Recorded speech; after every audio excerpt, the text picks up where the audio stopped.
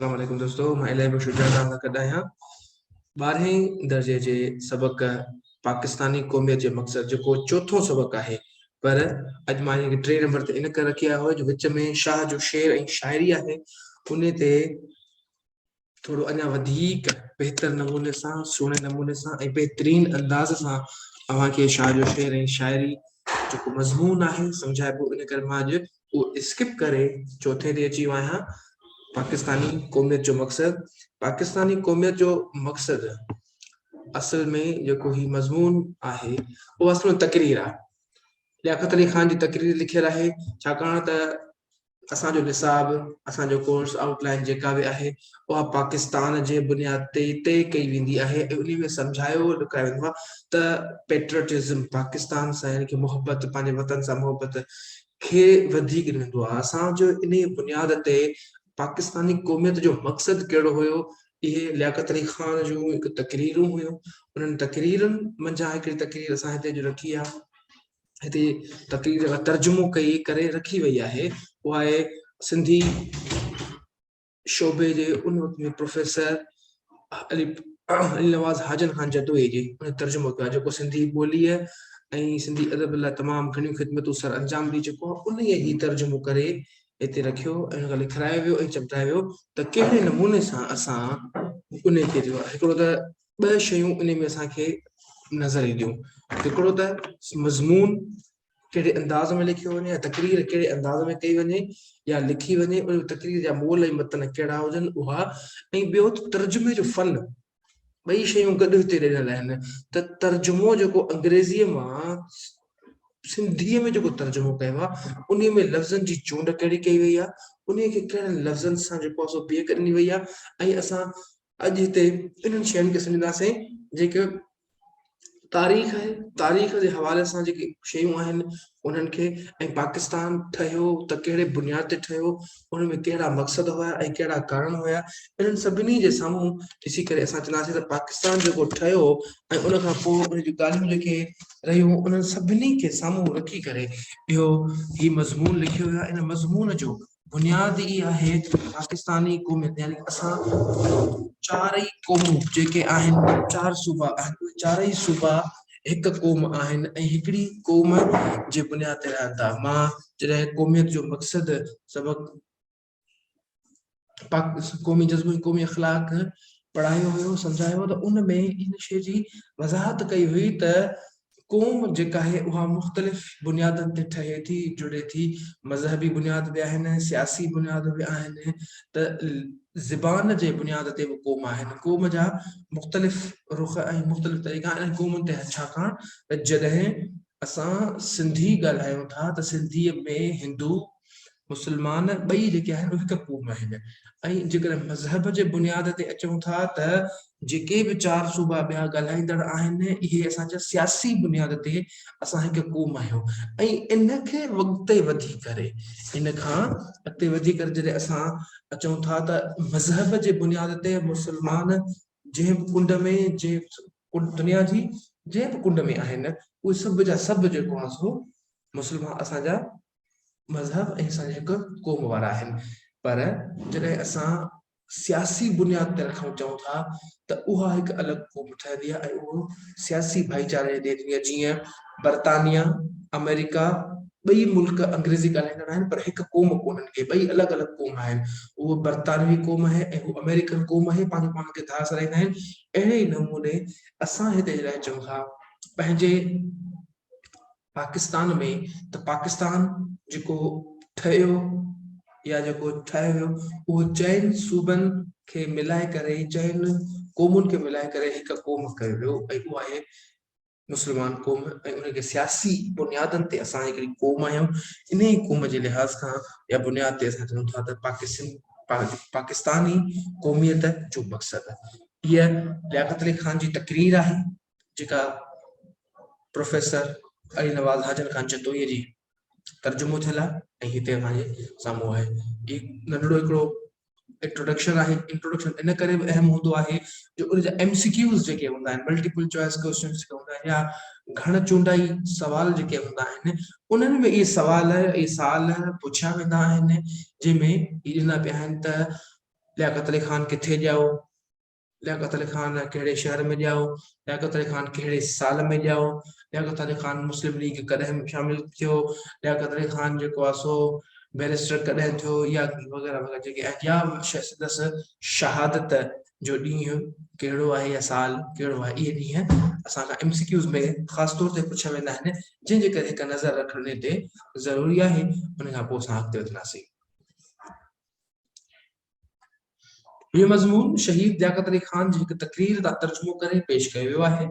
मरहूम अक्टूबर 1895 मां उन शयुनि खे हाईलाइट थो कंदो वञा जेके शयूं अहम आहिनि ऐं जेके MCQs में ईंदियूं आहिनि। मरहूम अक्टूबर 1895 में ओभर पंजाब जे शहर करनाल में पैदा थियो। ही MCQs में शयूं लाज़मी ईंदियूं आहिनि।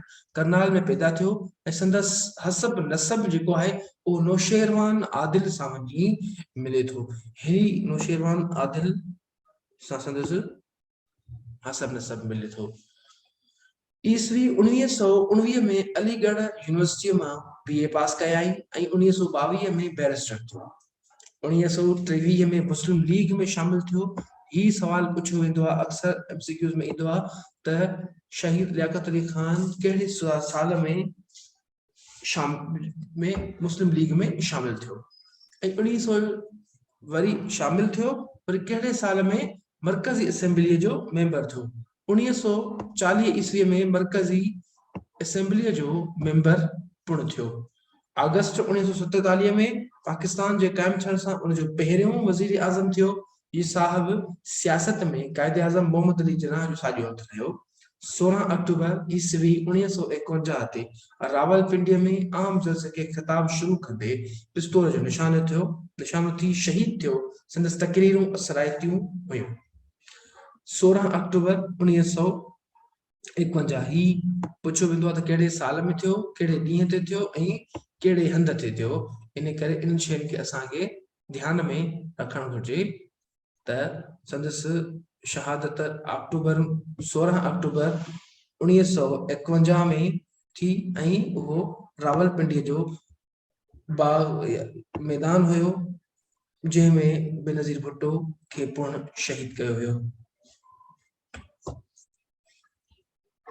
हाणे अचूं था मतन ते। जेका तकरीर आहे, जेका शहीद लियाकत अली खान तकरीर कई, उन तकरीर जो मतन छा हुयो, जेको अंग्रेज़ी में हुयो ऐं उर्दू में। उन छाकाणि साॻी तकरीर 12वीं क्लास जे अंग्रेज़ी किताब में पुण शामिल आहे।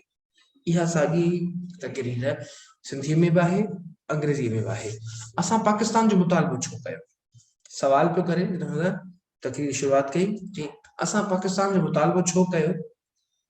छा इहो मुतालबो इन लाइ कयोसीं त चंद अफ़राद दौलत, इक़्तिदार ऐं इख़्तियार हासिल कनि? इहो पहिरियों सवाल हुयो हुनजो शहीद लियाकत अली खान जो, जॾहिं हुन पंहिंजो तकरीर शुरू कई। पंहिंजी तकरीर शुरू कंदे ई चई त असां पाकिस्तान छो हासिल कयो आहे। इन जे लाइ त कुझु माण्हू इक़्तिदार हासिल कनि, कुझु माण्हू जेको आहे सो दौलत इख़्तियार कनि ऐं कुझु माण्हू इख़्तियार हासिल करे सभु कुझु जेको पंहिंजे कब्ज़े में करे छॾनि, या हिकु गुरूह ॿियनि ते ग़लबो हासिल करे समूरा फ़ाइदा हासिल करे, जेको असां वटि हाणे पाकिस्तान में आम तौर ते थींदो रहंदो आहे। इहो अॼु कोन थियो आहे, पर जॾहिं पाकिस्तान आज़ादु थियो या पाकिस्तान 1947 में पहिरियों वज़ीर आज़म चूंडिजी आयो, उन वक़्त खां वठी इहो थींदो रहियो आहे।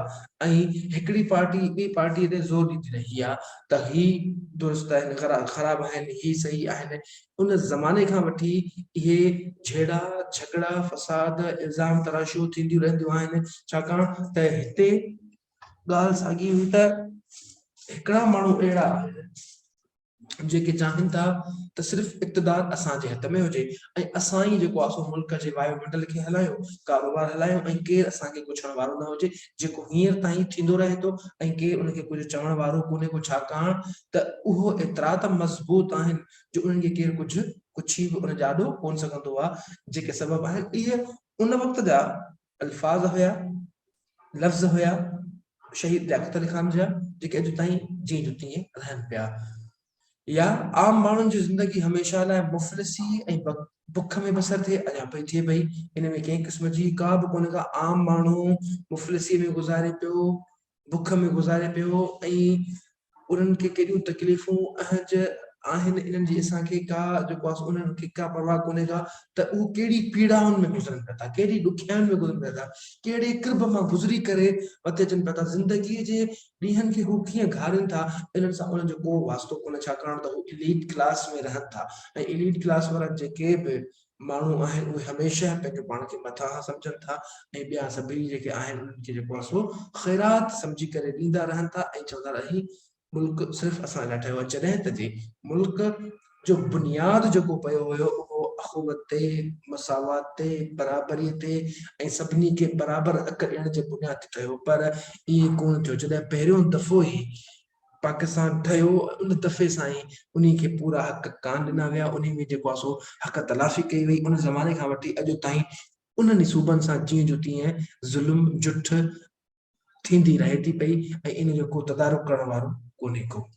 इन खे चए थो महद खां लहद ताईं नाकामी ऐं नामुरादी जो शिकार थियनि, ॼमण खां वठी मरण जे ताईं पिणकंदी ताईं, महद खां लहद ताईं। हिकिड़ो ग़रीब ॼाओ, ग़रीब पैदा थियो, गुरबत में गुज़ारे, गुरबत में मरी वियो। छा पाकिस्तान इन जे लाइ ठहियो वियो हुयो त जेके हिकिड़ा माण्हू आहिनि उहे ग़रीब ॼमनि, ग़रीब पैदा थियनि, ग़रीबत में ई ज़िंदगी गुज़ारनि ऐं ग़रीब में ई मरी वञनि? न, बल्कि इन बुनियाद ते हुयो त उन खे हक़ ॾिनो वेंदो। इस्लामी मुल्क हूंदो, इस्लामी मुल्क में इएं कतई कोन हो त ग़रीब खे ग़रीब तरीन कयो वेंदो, बल्कि उन जी सहायता कई वेंदी, उन खे जेको आहे सो वधीक बहितर खां बहितर ज़िंदगी जा मौक़ा फराहम कया वेंदा। पर ईअं कॾहिं कोन थियो ऐं हमेशह अॼु ताईं ईअं थींदो रहे थो पियो त ग़रीब गुरबत जी लकीर खां बि हेठि अची वियो आहे ऐं अमीर जेको आहे अमीर ज़िंदगी खां बि मथे वञी पिए थो। पर असांजे कन ते चूब कोन थी चुरे, छाकाणि त जेके मथे वेठा आहिनि उहे सम्झनि पिया था त जेके असां टैक्स भरियूं था, जेको असां जेतिरी महांगाई बढ़ी वञे थी, जेकॾहिं असां मंझां को ॿाहिरि रोड ते निकिरी वञे थो त उनखे खंभे करे उनखे मारियो वञे थो ऐं उनखे जेको आहे सो गुम कयो वञे थो त जीअं असां पंहिंजे तशख़ुस खे बचाए न सघूं। ऐं हाणे माण्हू पंहिंजे घर खे बचाइण जे करे या इन में अची करे केतिरा ई फर्द सिर्फ़ इन करे बि माठ थी वेंदा आहिनि त पंहिंजो पाण खे बचायूं, पंहिंजे ख़ानदान खे बचायूं, पंहिंजी ज़ात ताईं त उहे सभु कुझु करे सघंदा आहिनि, पर जॾहिं ख़ानदान जी ॻाल्हि अची वेंदी आहे, घर जी ॻाल्हि अची वेंदी आहे त माण्हू थोरो पोइते हटी पवंदो आहे ऐं थोरो पंहिंजे पाण खे पासीरो कंदो आहे। छाकाणि त उहे मथां खां वेठल जेके आहिनि उहे तमामु घणा सुपर पावर आहिनि ऐं उन्हनि खे केरु कुझु करे कोन थो सघे। जेकॾहिं केरु करे थो त उन जी हालत उहा ई थिए थी जेका असांजे तव्हांजे साम्हूं आहे। जेकॾहिं ईअं आहे त असां बेकार क़ुर्बानी ॾियूं, लेकिन ईअं न आहे। इन जे चवण जे मुताबिक़ ईअं आहे, जेकॾहिं ईअं आहे त असां बेकार क़ुर्बानी ॾियूं। शहीद लियाकत अली खान भुट्टो चए पियो, लियाकत अली खान भुट्टो, शहीद लियाकत अली खान इन करे इहो चयो जेकर ईअं थियो आहे त इहे असां क़ुर्बानियूं बेकार ॾिनियूं आहिनि। पर ईअं कोन्हे, पर असां चऊं था लेकिन ईअं आहे। हुन चयो लेकिन ईअं न आहे, पर असां हाणे चऊं था लेकिन ईअं आहे। छाकाणि त ग़रीब जी ज़िंदगी गुज़ारे थो, मुफ़लिस मुफ़लिसी में गुज़ारे थो ऐं ग़लबे वारा ग़लबो हासिल कयो वेठा आहिनि असां ते। यूनिवर्सिटियुनि ऐं कॉलेजनि मां निकिरण खां पोइ ॾखण एशिया जा शागिर्द उन दौर में दाख़िल थींदा हुआ जंहिंमें सियासी आज़ादीअ लाइ जिदोजहद कंदा हुआ। 1853 खां पोइ जेके जंगियूं थियूं, जिदोजहद हलियूं, अंग्रेज़नि जे ख़िलाफ़ थिया, अंग्रेज़नि मुरादूं ॾिनियूं, अंग्रेज़नि पंहिंजी मुरादूं ॾेई करे माण्हुनि खे पंहिंजे पासे कयो, पर पोइ बि हलचल हलंदी रही हुई। कुझु न कुझु जेको आहे सो माण्हू सियासी बुनियादनि ते अॻिते वधंदो रहंदो हुयो। उन ज़माने में यूनिवर्सिटियुनि में निकिरण खां पोइ ॾखण एशिया जा जेके शागिर्द हूंदा हुआ, यानी कि हिंद ऐं सिंध जा जेके शागिर्द हूंदा हुआ, उहे हिकु अहिड़ी सियासी आज़ादीअ लाइ जदोजहद कंदा हुआ जंहिंमें सियासत आज़ादाना तौर ते करे सघनि। अंग्रेज़ जेके हुया उहे डिवाइड एंड रूल जे बुनियाद ते हली रहिया हुआ। पहिरियों विरहायो ऐं पोइ उन्हनि ते हुकूमत कयो करे रहिया हुआ। हुननि हिंदुनि खे ऐं मुस्लमाननि खे जेके सदियुनि खां वठी गॾु हिते रहंदड़ हुया, जेके सदियुनि खां वठी हिते गॾु रहंदड़ हुया, हिक ॿिए में के तफ़रुक़ो कोन हो, को फ़र्क़ु कोन हो, को झगड़ो फ़साद कोन हो, पर उन्हनि अची करे इहो डिवाइड एंड रूल करे छॾियो। हुननि ॼाणतो थिए त जेसीं ताईं असां इन्हनि खे पाण में विरहाईंदासीं कोन, जेसीं ताईं इन्हनि खे ॿिन्ही क़ौमुनि खे धार धार न कंदासीं तेसीं ताईं असां इन ते हुकूमत न करे सघंदासीं। जेकर इहे गॾिजी विया त असांखे हुकूमत करणु कोन्हे त जंहिंजा नतीजा उन्हनि जेके हू ॾिसी चुका हुया ऐं असांजा सियासी लीडर जेके उन वक़्त में हुया कुझु हिकिड़े पासे कुझु ॿिए पासे, पर जॾहिं बि हिकु पेज ते ईंदा हुया त अंग्रेज़ हिली वेंदा हुया, दहिलजी वेंदा हुया ऐं उहे वरी साॻी पॉलिसी ते ईंदा हुआ, डिवाइड एंड रूल। हिकिड़नि खे जेको असां मुरादूं वधीक ॾेई छॾींदा हुआ, ॿियनि खे तमामु घटि ॾींदा हुआ ऐं ॿिया हिकिड़नि खे जेको चवंदा हुआ त तव्हां असांजा सभु कुझु आहियो ऐं ॿियनि खे कराए छॾींदा हुआ। जंहिंजे करे इते जदोजहद जेका शुरू थी हुई उहा सियासी आज़ादीअ जी हुई। सियासी आज़ादी कहिड़ी, असां पंहिंजी सोच, गौर, फिक्र, ख़्याल, तख़युल में जेको अचे असां चई सघूं, असां ॻाल्हाए सघूं, असां लिखी सघूं, असां पढ़ी सघूं, असां पंहिंजे अवाम खे जेको आहे उन मंझां आगाह करे सघूं। पर उहो ओड़ो दौर हुयो जंहिंमें हिंदू तोड़े मुस्लमान, हिंदुस्तान वारा तोड़े पाकिस्तान वारा, ॿई साॻिए पिच में ऐं साॻिए दौर जा शागिर्द हुआ जेके ॿई साॻी सियासत लाइ ऐं सियासी जदोजहद करे रहिया हुआ। अहिड़नि सख़्त अंदरूनी झगड़नि सां संदन वास्तो पवंदो हो जो मुख़्तलिफ़ तहज़ीबुनि जे टकर सबबा लाज़मी तरह वजूद में ईंदा हुआ। जेका असां ॻाल्हि कई सही त हिकिड़ा सियासी लीडर हिंदू, ॿिया सियासी लीडर मुस्लमान, टियां सियासी लीडर पारसी ऐं जेको आहे सिख, इहे सभु गॾिजी वेंदा हुआ। जॾहिं हिकु थी वेंदा हुआ त हिकिड़े हंधि जेको लीडर अची वेंदा हुआ त सियासी टकराव लाज़मी थींदो हो। तहज़ीब जो टकराव हूंदो हो, मुस्लमान तहज़ीब जो हिंदू तहज़ीब सां, हिंदू तहज़ीब जो सिख तहज़ीब सां, सिख जो पारसी तहज़ीबुनि जो, इहो तहज़ीबुनि जो जेको टकराव थींदो हुयो, इन टकराव में अची हिकिड़े खे चवंदा हुआ असां बहितर आहियूं, ॿिया चवंदा हुआ त असां बहितर आहियूं। जेका तारीख़ तव्हां पाकिस्तान स्टडी में पढ़ंदा हूंदा उहे तव्हांखे बहितरीन नमूने सां सॼो उहो ॿुधाईंदा हूंदा त इन दौर में सियासी टकराव केॾा थिया, सियासी झेड़ा झगड़ा फसाद केतिरा थिया ऐं तहज़ीबुनि में अची करे माण्हुनि कीअं हिक ॿिए सां जेको आहे सो झेड़ा झगड़ा कया आहिनि। ही अंदरूनी इख़्तिलाफ़ ऐं झगड़ा न सिर्फ़ आज़ादी जी राह में रुकावट हुआ बल्कि इहो ख़तरो बि पैदा थी चुको हो त जॾहिं बि आज़ादी मिलंदी तॾहिं तलाक नतीजा निकिरंदा। छाकाणि त पहिरियों हिंदुस्तान आज़ाद करण जो रायो हूंदो हो। पाकिस्तान त 1940 में चयो वियो त पाकिस्तान ठहणु घुरिजे, मुस्लमाननि खे हिकु अलॻि वतन खपे, हिंदुस्तान खे ऐं हिंदुनि खे हिकु अलॻि वतन हुजे, इहो त पोइ जो हुयो। पर उन खां अॻु जेको हूंदो हुयो त सिर्फ़ अंग्रेज़नि खे हितां भॼाइणो आहे, अंग्रेज़नि खे हितां ख़तमु करणो आहे इहो। पर उन जे करे उहे जेके सियासी टकराव थींदा हुआ उहे चवंदा हुआ त जेकर असांखे आज़ादी मिली बि वई, अंग्रेज़ हितां हलिया बि विया त सियासी टकराव या तहज़ीब जा टकराव वधीक थींदा।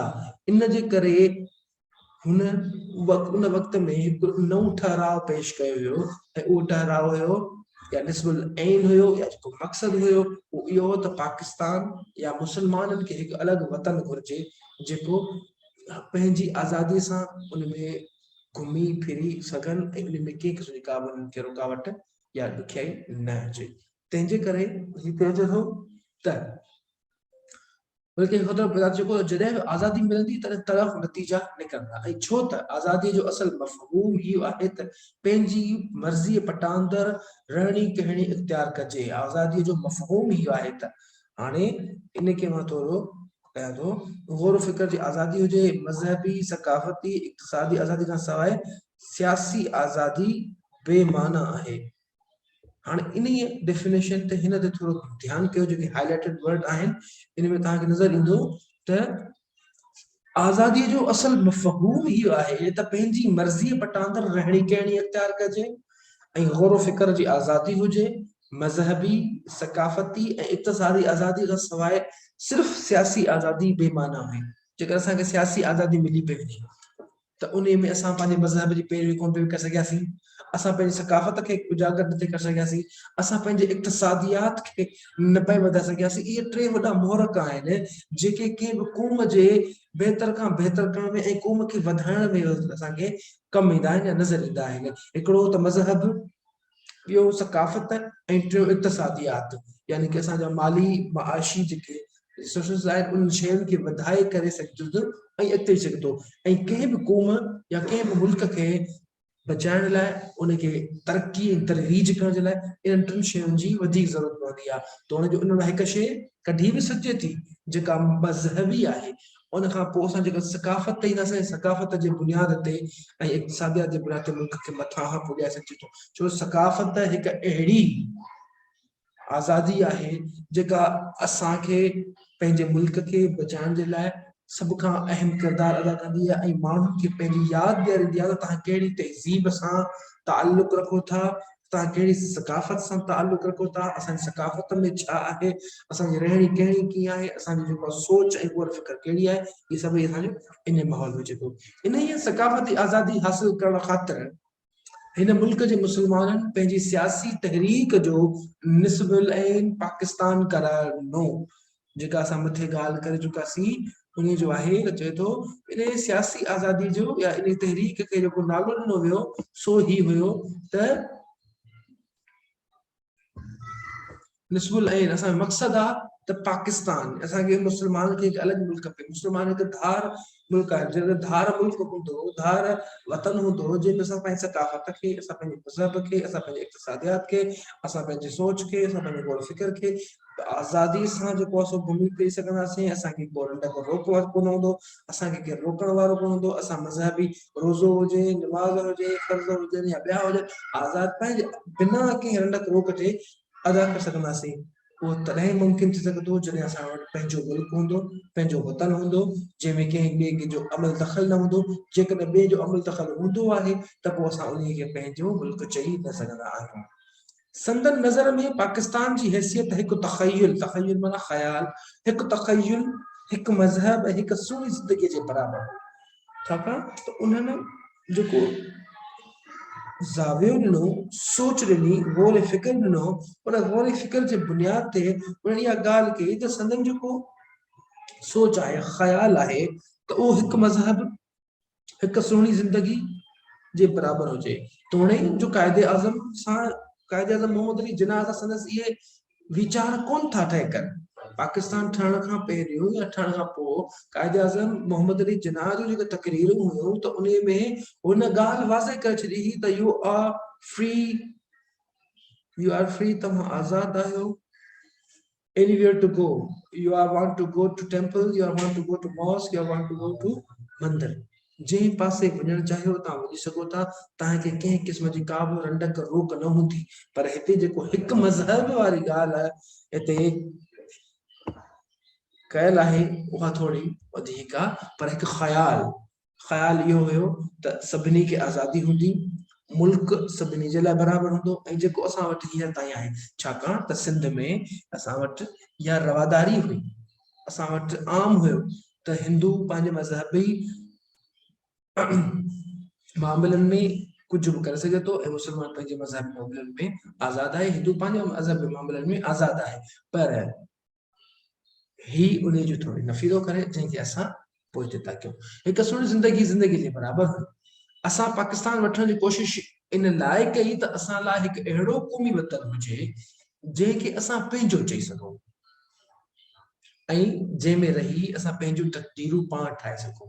हाणे असां पंहिंजी तक़दीर, पंहिंजी क़िस्मत पाण ठाहे सघूं था, छाकाणि त असांखे ख़बर आहे त असां जंहिं मुल्क में रहूं पिया था उहो असांजो मुल्क आहे, असांखे उन में आज़ादी आहे, उहो उन में कंहिं ॿिए जो अमल दख़ल कोन्हे को, ऐं असां पंहिंजे मुल्क खे पंहिंजे नमूने सां हलाए सघूं था ऐं जेकर चाहियूं त ड्राहे सघूं था, चाहियूं त ठाहे सघूं था।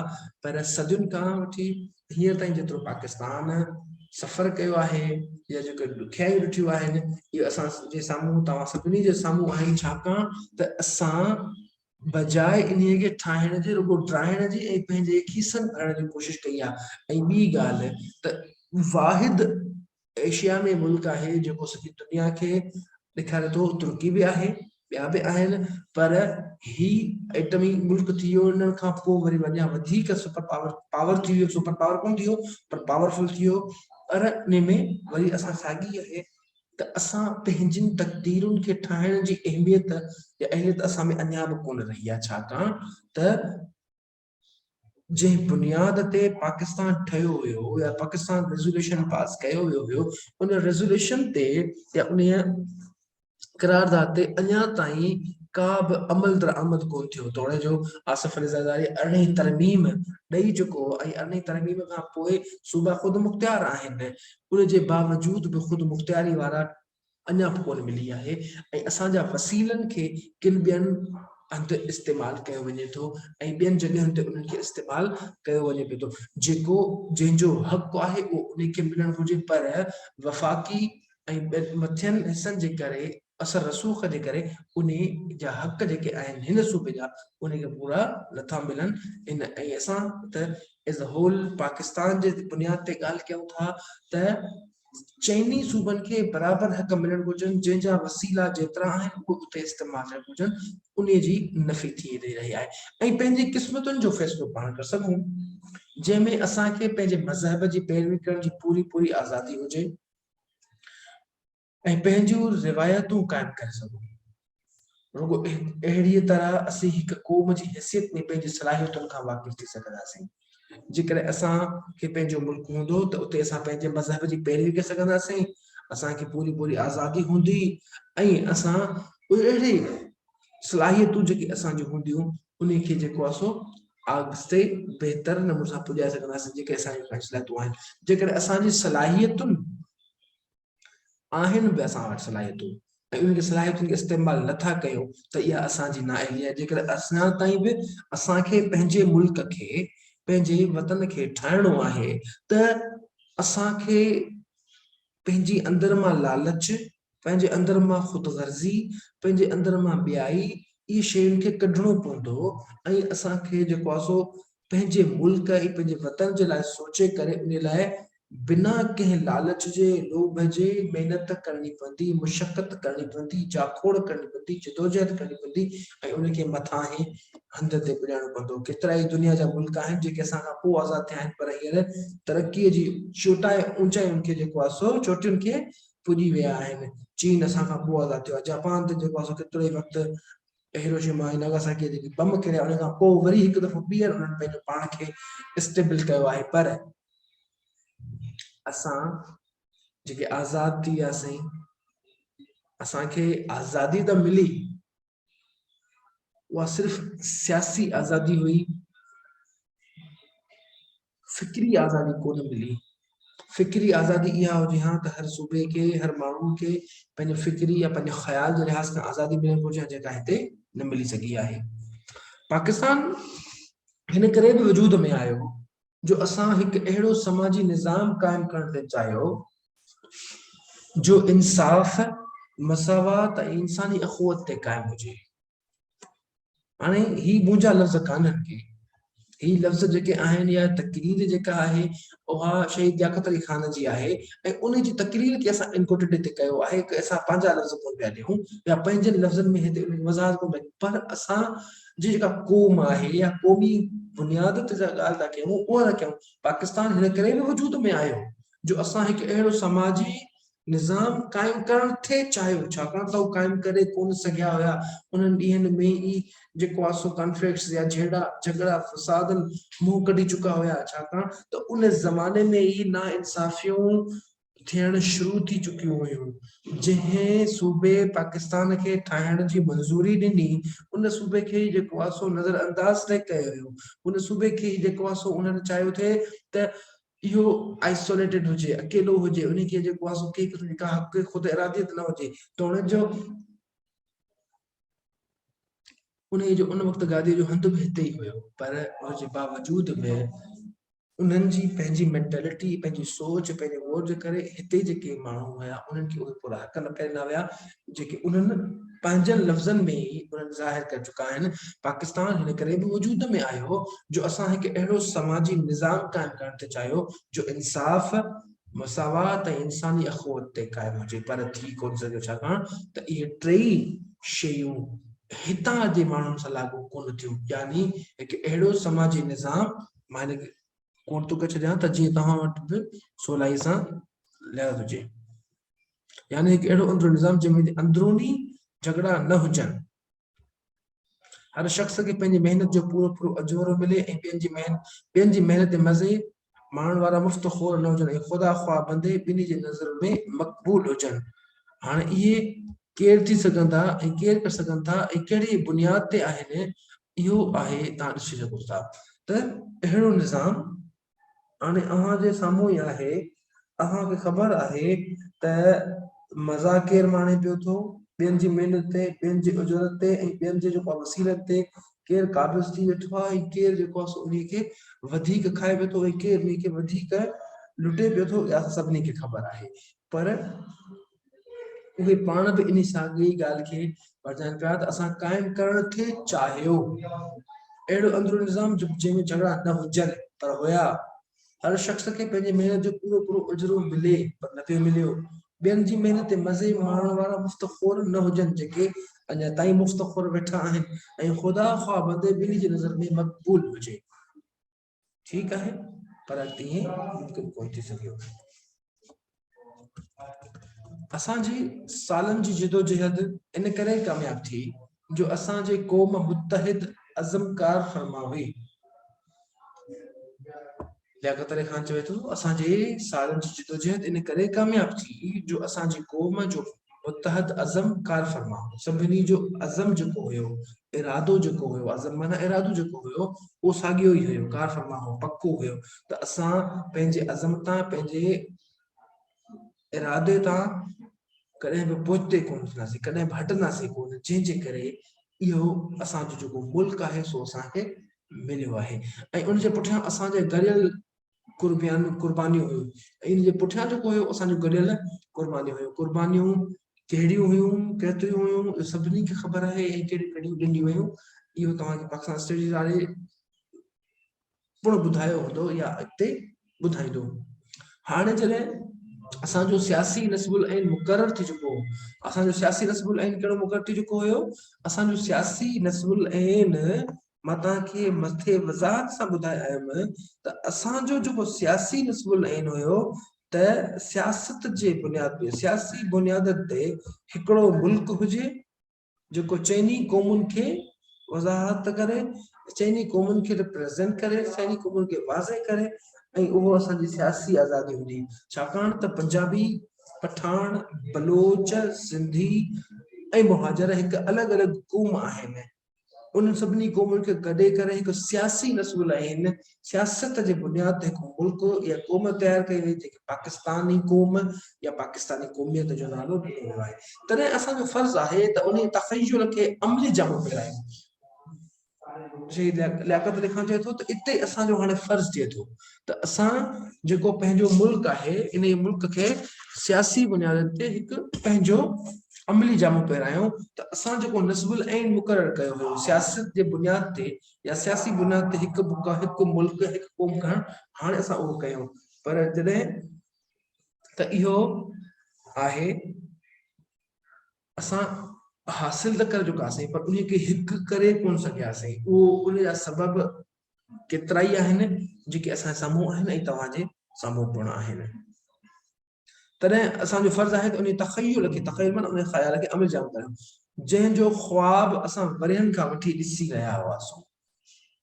1853 वारी जंग खां पोइ मुसलसल तौर ते हू इहा ॻाल्हि कंदा रहिया त असां उनजो ख्वाब ॾिठो हुयो त असां वटि हिकिड़ो मुल्क हूंदो जंहिंमें मुस्लमान आज़ाद हूंदा, मुस्लमान पंहिंजी आज़ादी सां घुमी फिरी सघंदा, मुस्लमान पंहिंजे जेको आहे सो मज़हबी इकाई करे सघंदा, उन में सकाफ़ती कंहिं क़िस्म जी का बि रोक रंडक न हूंदी, ऐं को उन में जेको झलण वारो कोन हूंदो, को मना करण वारो कोन हूंदो। न तख़य्युल जो नालो इस्लामी मुआशरत या समाज आहे। उन तख़य्युल जो नालो, उन ख़याल जो नालो जेको आहे सो आहे इस्लामी मुआशरत या समाज। हाणे इस्लामी मुआशरत या समाज तोड़े जो असां वटि पहिरियों बि हुयो, हाणे का नई ॻाल्हि कोन्हे का। सदियुनि खां वठी हिंदुस्तान ते मुस्लमाननि जी हुकूमत रही आहे, उन खां अॻु हिंदुनि जी रही आहे, कॾहिं रहिया पिया आहिनि। पर हिते हिकु सियासी तौर ते एक अलग अलग जो सो वायुमंडल क्रिएट कयो वियो हुयो, बनायो वियो हुयो त पाकिस्तान में मुस्लमान के अलग मुल्क हुजणु घुरिजे, हिंदुनि खे अलग मुल्क हुजणु घुरिजे। उन बुनियाद ते उन्हनि हिकु ख़्याल ॾिनो हुयो त ही ॿ जुदा जुदा क़ौमूं आहिनि, जेको भई क़ौमी नज़रियो तव्हां पढ़ियो आहे, ही ॿ जुदा जुदा क़ौमूं आहिनि, ही कॾहिं बि हिक ॿिए सां गॾु कोन थियूं रही सघनि। हिननि जा जेको आहे सो मज़हबी, सियासी, समाजी, इक़्तिसादी ऐं तहज़ीबी रीतूं रस्मूं रिवाज अलॻि अलॻि आहिनि। इन जे करे हिननि खे अलॻि अलॻि कयो वञे। ऐं इस्लामी मुआशरत, इस्लामी समाज हिकु अहिड़ो समाज आहे जंहिंमें अख़ुवत आहे, ऐं ॿिए समाज में अहिड़ी ॻाल्हि कान्हे का तोड़े जो ईअं तन कोन्हे को, ईअं तन कोन्हे, ईअं बिल्कुलु कोन्हे को, ईअं अहिड़ी ॻाल्हि ई कान्हे का। हर हिकु समाज में असुल बुनियाद ते, हक़ीक़ी बुनियाद ते जेको बि आहे उहो बराबरी आहे, इंसाफ़ आहे, इंसानियत आहे। पर जॾहिं त जे हर हिकु पंहिंजे मुल्क जी ॻाल्हि कंदो आहे, असां पंहिंजे मुल्क जी ॻाल्हि कंदासीं, असां पंहिंजे मज़हब जी ॻाल्हि कंदासीं, त उन मज़हब खे असां वधीक अहमियत ॾींदीसीं, ऐं मज़हब हुयो इस्लामी मुआशरत ऐं राज समाज। लेकिन सवाल इहो आहे त इस्लामी समाज चइजे छा खे थो? त ॻाल्हि हली त असां इस्लामी समाज छा खे था चऊं? हीअ ज़िंदगी जे उन ढंग जो नालो आहे। हाणे ॻाल्हि पियो करे इस्लामी समाज, पहिरियों सवाल करे उन जो जवाब थो ॾिए त इस्लामी समाज छा खे थो चइजे। ही ज़िंदगी जे उन ढंग जो नालो आहे जंहिंमें हिकु तरफ़ ख़ुदा जो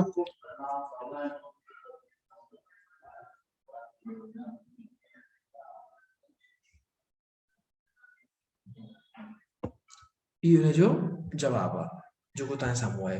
हीअ ज़िंदगीअ जे उन ढंग जो नालो आहे जंहिंमें हिकु तरफ़ त ख़ुदा ताला ते ईमान हुजे, ऐं ॿिए तरफ़ हीअ तस्लीम कयो वञे त तमद्दुन जो बुनियाद अदल ऐं मसावात ते हुजे, इंसानी मुआमलनि में अकुल ऐं इरफान जो हुकुम हुजे, ऐं रूहानी तरक़ीअ जो बुनियाद नेकोकारीअ ते हुजे। इहो अहिड़ो समाज आहे जंहिंमें सदाईं नफ़्स जी पाकाई, जिस्मानी सफ़ाई ऐं समाजी सुधार जो इम्कान आहे, ऐं जंहिंमें तमामु ज़्यादा मादियत ऐं ज़्यादा रूहानियत जूं ख़राबियूं कोन्हनि के। इहा उनजी तकरीर हुई, ऐं हिन पंहिंजी तकरीर में इहे ॻाल्हियूं करे पियो। ऐं जॾहिं असां ॾिसूं था त बुनियादी तौर ते इस्लामी मुआशरत में नेकोकारी बि आहे, उन में पाकाई बि आहे, उसूल जिस्मानी सफ़ाई बि आहे, समाजी सुधार जा इम्कान मौजूदु आहिनि, उन में अदल ऐं मसावात बि आहे। असांखे इन का इनकार त आहे ई कान, इन ॻाल्हि खां असां मुनकर आहियूं ई कोन, छाकाणि त इन सभिनी ॻाल्हियुनि जो जेको वास्तो आहे उहो इंसानियत सां आहे। ऐं इंसान खे जॾहिं हक़ीक़ी पंहिंजो इंसाफ़ ॾिए थो त उहो ख़ुदि हिकु अहिड़ो समाज तयारु थिए थो जंहिं समाज में का बुराई न रहे थी, जंहिं समाज में का ॾुखियाई कोन रहे थी, जंहिं समाज में अण बराबरी कोन रहे थी, सभु बराबरि थी वञनि था, ऐं हर हिकु ॿिए खे मोहबत सां, प्यार सां, बाबूअ सां सम्झे थो। ऐं ही जेको मुल्क ठाहियो वियो हुयो या आज़ाद करायो वियो, उहो इन ई बुनियाद ते हुयो त सभिनी खे साॻिया हक़ ऐं बराबरि हक़ ॾिना वेंदा। इन में कंहिं क़िस्म जी का बि कोन वेंदी। जेका इस्लामी मुआशरत उन ज़माने में जंहिंमें हाणे असांजो नओं बुनियाद अचे थो पियो, जंहिंजो असां हिकु मदीने जी रियासत खे असां ठाहींदासीं, अहिड़ा ही उन ज़माने में बि साॻी ॻाल्हि हुई जेका अञा ताईं असां वटि तयारु कोन थी सघी, ऐं हाणे वरी बि साॻी ॻाल्हि पई हले त असां कयूं। पर हक़ीक़तन इस्लाम या इस्लामी मुआशरत या इस्लामी समाज जेको आहे उहो आहे उहो जंहिंमें सभिनी खे बराबरि हक़ ऐं बराबरि ॻाल्हियूं ऐं बराबरि वक़्तु ॾिनो वञे ऐं बराबरी ॾिनी वेंदी आहे। अॻिते हलूं था। इहो आहिनि असांजूं रिवायतूं ऐं असांजे बुज़ुर्गनि जो विरसो, जंहिंखे असां जे मौजूदा तारीख़ असां खां अलॻि करे छॾियो आहे। असांजी सियासी ग़ुलामी रूहानी लिहाज़ खां असांखे ग़ुलाम बनाइण वारी हुई, पर अफ़कार जो मौत मुश्किल सां थींदो आहे। हिननि लफ़्ज़नि खे थोरो गौर कंदासीं हिते त उहो त छा आहे ऐं छा थो करे। छो त ही आहिनि असांजी रिवायतूं जेको मथियूं हुयूं, इहे असांजी रिवायतूं आहिनि, असांजूं रस्मूं आहिनि, असांजा रिवाज आहिनि, असां उनजी बुनियाद ते ज़िंदगी पंहिंजी गुज़ारियूं था। असांजे बुज़ुर्गनि जो विरसो आहे, असांजा वॾा आहिनि उनजो विरसो आहे, उनजी विरासत में असांखे इहे शयूं मिलियूं आहिनि। असां पंहिंजे विरसे खे कीअं इस्तेमालु कयूं था ऐं कीअं हलायूं था, इहा असांखे ख़बर आहे, जंहिंखे असांजे मौजूदा तारीख़ सां खां अलॻि करे छॾियो आहे। जेका मौजूदा उन वक़्त जी जेका तारीख़ हुई, जंहिंमें अंग्रेज़नि कब्ज़ो करे ऐं अंग्रेज़नि सब कॉन्टिनेंट ते यानी कि बरे सग़ीर ते कब्ज़ो करे ॿिन्ही क़ौमुनि खे डिवाइड एंड रूल जे बुनियाद ते अची करे हलाए रहिया हुया। असांजी सियासी ग़ुलामी रूहानी लिहाज़ खां असांखे ग़ुलाम बनाइण वारी हुई। जेका सियासत आहे माना जेका असां सोच कोन हुई, असांखे ख़्याल कोन हो, असां सोचे कोन था सघियासीं, असां पंहिंजे मुल्क लाइ कुझु करे कोन था सघियासीं, उहा अंदरूनी तौर ते बि असांखे जेको आहे सो ग़ुलाम बणाइण वारी हुई। त असां आदी थी चुका हुआसीं त हाणे जेका ज़िंदगी असां गुज़ारींदासीं उहा ग़ुलामी में गुज़ारींदासीं। ॿिया हुकुम ॾींदा, असां हुकुमरान हुकुम कंदो, असां हुकुम कंदासीं। पर अफ़कार जो मौत मुश्किल सां थींदो आहे, फ़िक्र जो मौत मुश्किल सां थींदो आहे। उहो कहिड़ो बि फ़िक्र हुजे, फ़िक्र हमेशह ज़िंदा रहंदो आहे। सदियुनि जूं सदियूं गुज़री वेंदियूं आहिनि पर फ़िक्र तब्दील न थींदो आहे। उहो कॾहिं न कॾहिं कंहिं न कंहिं रीत हिकु दफ़ो ॿीहर जनम वठंदो आहे ऐं वरी जनम वठी करे उनखे तरोताज़ा थी पवंदो आहे। जेको बि हक़ी फ़िक्र हूंदो आहे, जेको हक़ ते फ़िक्र हूंदो आहे, उहो फ़िक्र कॾहिं बि नाकाम कोन थींदो आहे। तॾहिं चए थो हीअ ॻाल्हि चङी तरह ज़हनशीन करणु घुरिजे त असां हिकु नई ज़िंदगी शुरू करे रहिया आहियूं जंहिंमें असांखे कई ख़राबियूं नमूदार थींदे नज़र ईंदियूं। मसलन कहिड़ियूं ख़राबियूं? छाकाणि त पाकिस्तान आज़ादु थियो, पाकिस्तान आज़ादु थियण खां पोइ न चंद साल ई मस थिया हुया त जहिड़ा झगड़ा फसाद वरी शुरू थी विया हुया ऐं माण्हुनि खे लुटणु शुरू करे छॾियो हो, माण्हुनि जे घरनि ते कब्ज़ो करणु शुरू करे छॾियो, माण्हुनि जी ॿनियुनि ते कब्ज़ो करणु शुरू करे छॾियो हुयो। छाकाणि जेको असांजे निस्बुल ऐन में कोन हुयो। असां जेको समाज ठाहियो होसीं उहो इस्लामी मुआशरती समाज ठाहियोसीं त सभिनी खे बराबरि हिसो मिलंदो, पर ईअं थियो कोन।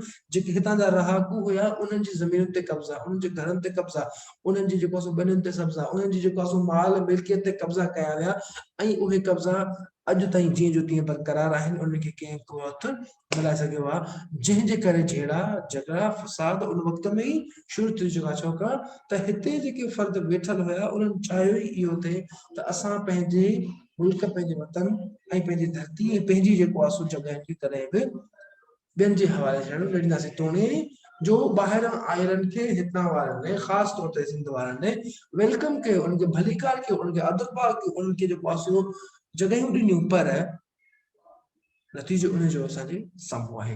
इहा ॻाल्हि चङी तरह ज़हनशीन करणु घुरिजे त असां हिकु नई ज़िंदगी शुरू करे रहिया आहियूं जंहिंमें असांखे कई ख़राबियूं नमूदार थींदी नज़र ईंदियूं।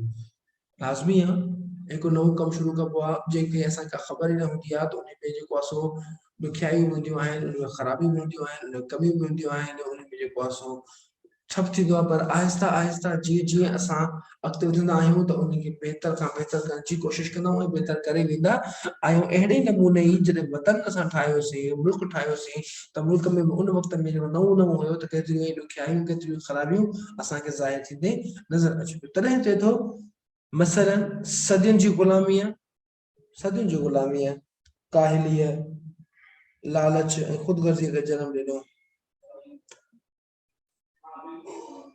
जेके पहिरियों ग़ुलाम हुया हाणे उहे ख़ुदि मुख़्तियार थी चुका।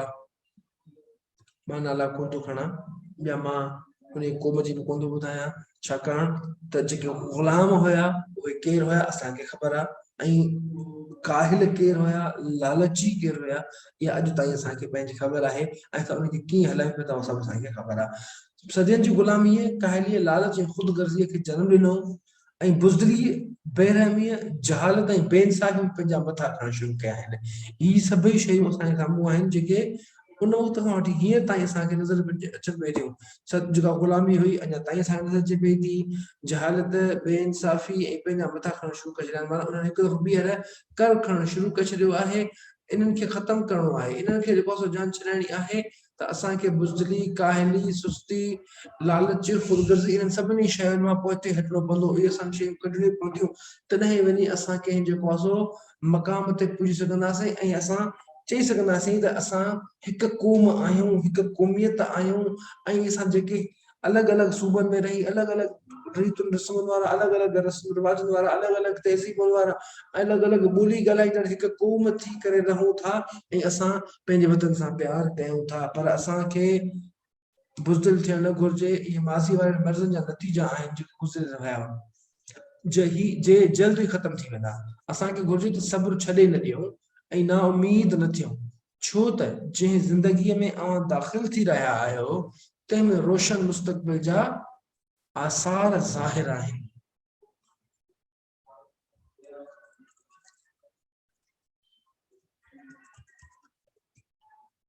अव्हां पंहिंजी मन जी मुरादुनि पटांदड़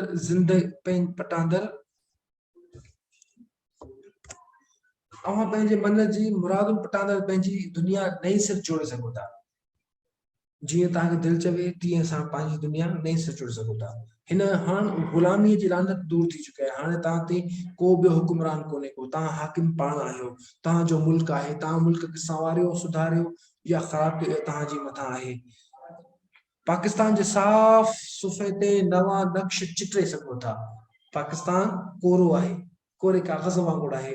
उन में तव्हां चाहियो त उन ते हेठि मथां लकीरूं ठाहियो, चाहियो त उन में साफ़ सिधियूं सुहिणियूं ख़ूबसूरत लकीरूं या चिट या नक्श चिटे उन खे साम्हूं समाज साम्हूं पेश कयो वञे, दुनिया जे साम्हूं पेश कयो वञे। पर उन जी तकमील लाइ अव्हांखे काफ़ी महिनत करणी पवंदी।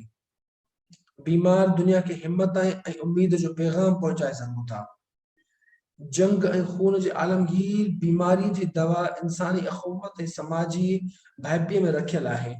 जे इस्लाम जा उसूल आहिनि, अव्हां जो कमु इहो आहे त इन उसूलनि खे अमली जामो पहिराए पेश कयो। जेके हक़ीक़तूं आहिनि उन हक़ीक़तनि खे तस्लीम करे अमली जामो पहिरायो वञे। अव्हांखे ॿियो बि नेक कमु करणो आहे। जिन माण्हुनि पढ़ण पढ़ाइण जो कमु हथ में खयो आहे, जिन माण्हुनि पढ़ण पढ़ाइण जो कमु हथ में खयो आहे, तिन खे आउं मुबारकबाद चवां थो।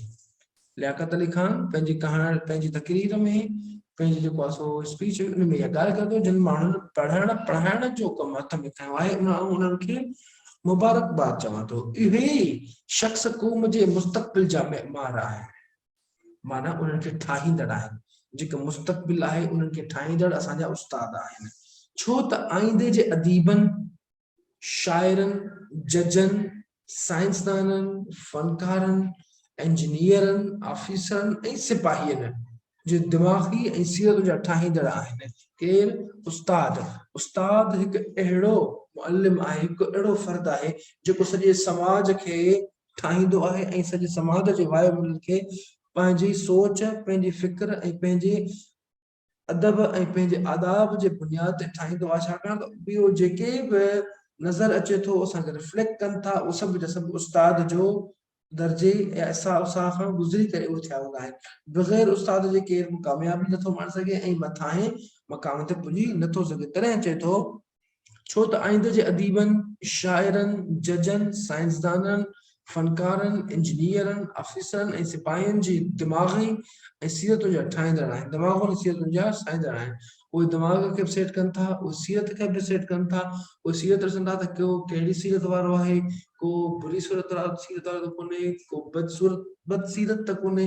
छाकाणि बदसूरत हली वेंदो आहे पर बदसीरत न हलंदो आहे। सीरत जेका असांजे पंहिंजे हुस्न अख़लाक में आहे, असांजा अख़लाक कहिड़ा आहिनि, असांजो सुभाउ कहिड़ो आहे, असांजो वर्ताव कहिड़ो आहे, असां कीअं अॻियनि सां पेश अचूं था, इहो असांखे ॾेखारे थो। अॼु जो नौजवान शागिर्द सुभाणे जो शहरी शख़्स थियण वारो आहे। तंहिं करे उस्तादनि ते वॾी ज़िमेदारी आहे थिए थी। असांजी रिवायती ज़िंदगीअ में हीअ ॻाल्हि दाख़िल आहे त आलिमनि, फाज़िलनि, मुफ़क्किरनि ऐं मुअल्लिमनि जी इज़त कई वञे। बेशक असांखे इन्हनि सभिनी जी बि इज़त एहतराम कयो वञे। छाकाणि जेकर असां इन जी इज़त ऐं एहतराम नथा कयूं त असां पंहिंजे पाण खे पाण निहोरे रहिया आहियूं। छाकाणि त असांजी जेके सीरतूं आहिनि ठाहींदड़ इहे आहिनि।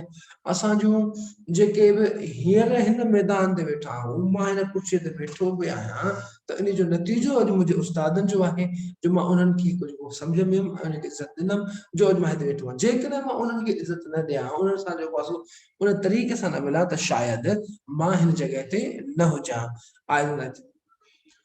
तंहिं करे उस्तादनि ते वॾी ज़िमेदारी आयद थिए थी। असांजी रिवायती ज़िंदगी में इहा ॻाल्हि दाख़िल आहे त आलिमनि फाज़िलनि मुफ़क्किरनि ऐं आलिमनि जी इज़त कई वञे। जेके बि आलिम आहिनि फाज़िल आहिनि मुफ़क्किर आहिनि ऐं मुअल्लिम आहिनि उन सभिनी जी इज़त कई वञे। असांजे ताज़े गुज़िरियल दौर में ईअं न हो। हाणे इते थोरो इख़्तिलाफ़ आहे जेको मुंहिंजो हिन लेखक सां आहे या तर्जुमेनगार सां आहे। ओरिजिनल जेका तकरीर आहे उन मां पढ़ी कान्हे का, मां चवां त उन में बि ईअं लिखियल आहे। लाज़मी प्रोफेसर अली नवाज़ हाजन खान जतोई उहो शख़्स हुयो जेको बहितरीन तर्जुमेनगार हो। उन का एडिशन कोन कई हुई, तंहिंजे करे असां चऊं था असांजे ताज़े गुज़िरियल दौर में ईअं न हो। असांजा स्कूल क़ौम जी इल्मी इदारनि में हुअणु घुरिजनि। नतीजो इहो निकितो जो असांजा उस्ताद हुआ शागिर्द सालिम ज़हन खां अक्सर कोरा हुआ। उम्मीद आहे त मुस्तक़बिल में असांजा इल्मी इदारा ऐं पंहिंजा फर्ज़ पूरी तरह पूरा कंदा। लियाकत अली खान चए थो जॾहिं असां पढ़ंदा हुआसीं त ईअं कोन हुयो जीअं हाणे आहे, पर असां चऊं था उन ज़माने में उस्ताद जी जेका इज़त हूंदी, उस्ताद जो जेको एहतराम हूंदो, उस्ताद जो जेको रिस्पेक्ट हूंदी, उहा अॼु जे ज़माने में न रही आहे। छाकाणि उन ज़माने में उस्ताद जेकॾहिं परे खां बि लंघी वेंदो हुयो त उहे शागिर्द जेके हूंदा हुआ ॿी कुंड ते हलिया वेंदा हुआ। उहो सिर्फ़ु इज़त एहतराम जे करे ऐं उन्हनि खे मान ॾियण जे करे, न की इन जे करे त उन्हनि खां डिॼंदा हुआ। उन्हनि जी इज़त कंदा हुआ, उन्हनि जो मान ॾींदा हुआ, उन्हनि खे इज़त ॾींदा हुआ।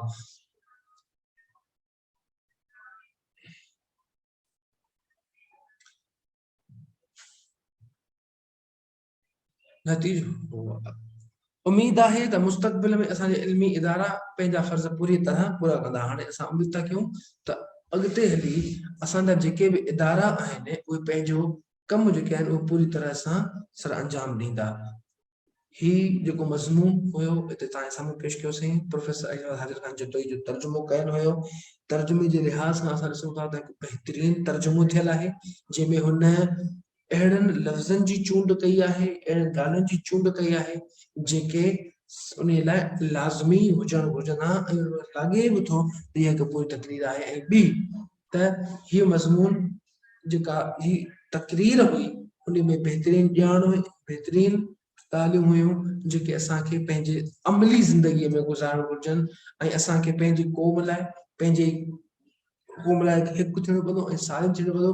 असांजे वटि जेका नेगेटिविटी आहे, जेका मनफ़ी सोच आहे, उन खे कढी करे हक़ी या जेको आहे सो मस्बत सोच सां अॻिते वधिणो पवंदो। जीअं असां पंहिंजी ज़बान खे, पंहिंजे अदब खे ऐं पंहिंजे किरास खे अॻिते वठी वञी सघूं ऐं बहितर खां बहितर पढ़ाए सघूं। इंशाअल्लाह सुभाणे हिकु नए उनवान सां गॾु तव्हां सां मां हाज़िर थींदुमि। उन वक़्तु ताईं इजाज़त ॾींदा। अल्लाह हाफ़िज़।